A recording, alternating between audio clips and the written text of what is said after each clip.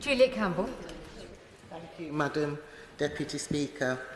I welcome the introduction of the Armed Forces Commissioner Bill, and I welcome the cross-party support for it too. The Government couldn't have introduced this bill at a more prudent time, as our service personnel have made it clear over many years that they are not getting the quality of support that they need, be it a poor response to concerns, complaints, quality of homes, or the treatment of women and other minority groups. The Ministry of Defence's most recent attitude report showed that the morale amongst service personnel had fallen by a third in 3 years in a row.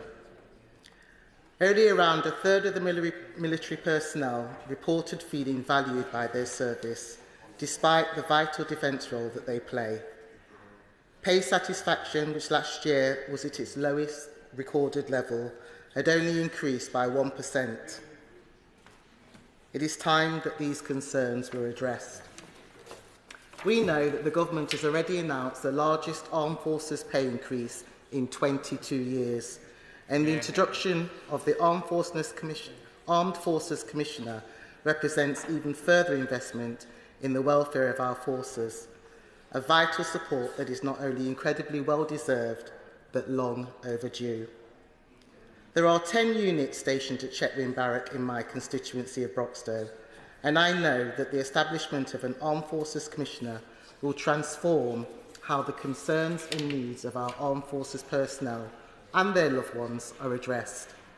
In an ever-changing defence landscape, it is key that the Government ensures that our armed forces have a dedicated spokesperson and advocate who will ensure that their voices are heard at the highest levels.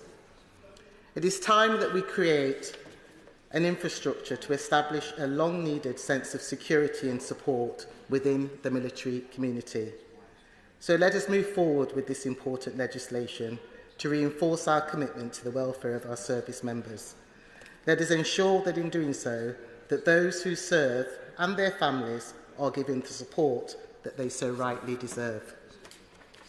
Madam Deputy Speaker, let us establish an Armed Forces Commissioner so that we can better serve those who nobly serve our country.